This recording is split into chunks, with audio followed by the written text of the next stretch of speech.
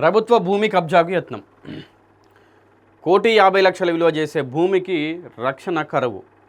Anganwadi community hall నిర్మాణాలకు 50,00,000 మంజూరు.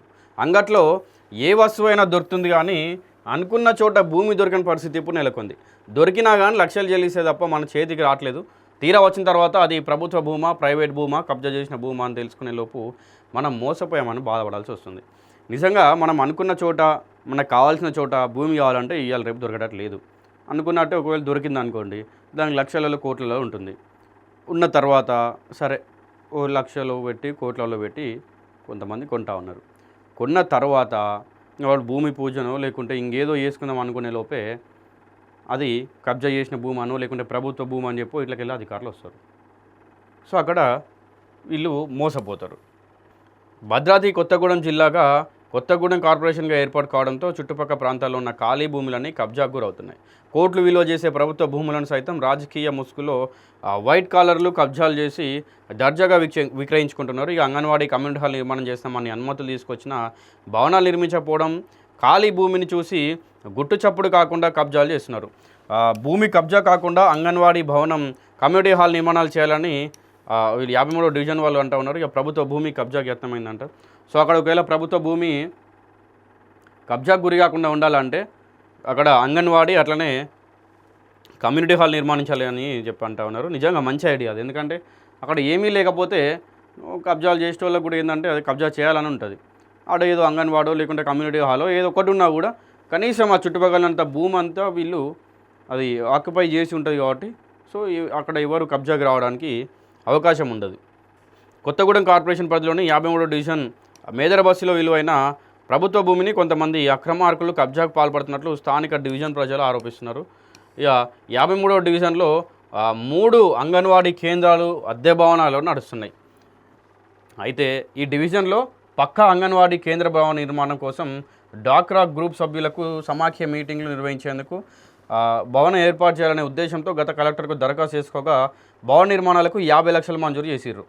అయితే నిర్మాణ పనులు ప్రారంభం కాకపోవడంతో కబ్జాదారులు ఆ స్థలాన్ని కబ్జా చేసుకొని అమ్ముకునేందుకు ప్రయత్నిస్తున్నారో తెలుస్తుంది. ప్రభుత్వ భూమి కనబడితే చాలు వాటిని కబ్జాదారులు నకిలీ దస్తావేజీలు తయారు చేసి కబ్జాకు పాల్పడుతున్నట్లు స్థానికులు ఆరోపిస్తున్నారు. ఎంతో విలువైన ప్రభుత్వ భూమి తమ అవసరాలకు ఉపయోగపడుతుంది అనుకుంటే ఇప్పుడు కబ్జాదారుల చేతుల్లోకి పోయే ప్రమాదం ఉందని జిల్లా ఉన్నతాధికారులు తక్షణమే ఆ స్థలాన్ని పరిశీలించి భవన నిర్మాణాలు చేపట్టాలంటూ వేడుకుంటున్నారు. సో ఇది అంటే ఇంతకుముందుకే ఆల్రెడీ కలెక్టర్కి వీళ్ళు 3 భవనాలలో అంగన్వాడీలు అక్కడ అద్దెకుంటా ఉన్నాయి, అంటే రెంట్ కడుతూ ఉన్నారు.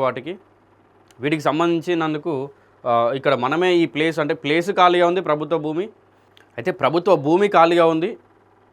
మనకు ఇక్కడ ఈ 3 అంగన్వాడీలు కూడా అద్దె భవనాల్లో ఉంటా ఉన్నాయి. మనం ఇక్కడ అంగన్వాడీలు కట్టుకుంటే మంచి అని చెప్పి ఇంతకుముందు ఉన్న కలెక్టర్కి విన్నపం అందజేస్తే వాళ్ళు 50,00,000కు మంజూరు చేసిర్రు. కానీ అక్కడి నుంచి వెళ్ళి పన్నులు తీసుకొచ్చినా ఇక్కడ ప్రభుత్వ భూమి ఉన్నా కూడా నిర్మాణాలు జరుగుతలేవు. ఇంకా ఇప్పుడు ఆ పనులు ప్రారంభం కాకపోయేసరికి ఏంటంటే కబ్జాదారుల స్థలాన్ని కబ్జా చేయాలని చెప్పి చూస్తూ ఉన్నారు. అయితే ప్రభుత్వ భూమి కనబడితే చాలు వాటిని కబ్జాదారులు నకిలీ దస్తావేజులు తయారు చేసి కబ్జాకు పాల్పడుతున్నట్లు స్థానికులు ఆరోపిస్తున్నారు.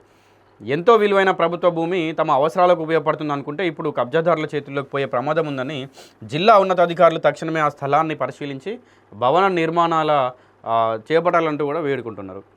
సో ఇందాక చెప్పినట్టుగా అదైతే కమ్యూనిటీ హాల్ ఉందో అంగన్వాడీలు ఉన్నాయో వాటికి వెంటనే స్టార్ట్ చేయాలి. ఇంకా ఈ విషయాన్ని గతంలో అధికారులకు తెలిసేగా వారు వెంటనే తమ వార్డుకు వచ్చి భవన నిర్మాణం కోసం స్థలం కావాలని చెప్పడంతో 2015 సంవత్సరంలో ప్రభుత్వ అధికారులు శంకర్ స్టీల్ ఎదురుగా ప్రభుత్వ కబేలా స్థలం నిరుపయోగంగా ఉన్న 300 చదరపు గజాల స్థలాన్ని ప్రభుత్వ స్థలమని దాని చుట్టూ మున్సిపాలిటీ నిధులతో ప్రహారీ గోడని నిర్మించి ఆ స్థలంలో ఇది ప్రభుత్వ భూమి అని హెచ్చరిక బోర్డు కూడా ఏర్పాటు చేశారన్నారు. 2015వ సంవత్సరంలోనే ఏదైతే అక్కడ ఉన్నటువంటి 300 చదరపు గజాల ల్యాండ్ని కూడా ప్రహారీ గోడ నిర్మించారంట. దానికి మళ్ళీ బోర్డు పెడతారు కదా ఇది ప్రభుత్వ భూమి అని చెప్పి, సో ఆ బోర్డు కూడా ఏర్పాటు చేశారు. అయితే అంగన్వాడీ కేంద్ర భవనం కమ్యూనిటీ హాల్ నిర్మాణం కోసం సుమారు 50,00,000 మంజూరు చేసి టెండర్ ప్రక్రియ పూర్తి కావడంతో కాంట్రాక్టర్ భవన నిర్మాణ పనులు మొదలుపెట్టడంతో గణేష్ టెంపుల్ ఏరియాలో నివాసం ఉంటున్న వ్యక్తులు వచ్చి ఈ స్థలం తమదని చెప్పి వారి దగ్గర ఉన్న తప్పుడు ధృవపత్రాలను చూపించి కోర్టు ద్వారా భవన నిర్మాణ పనులు నిలిపివేయించారు.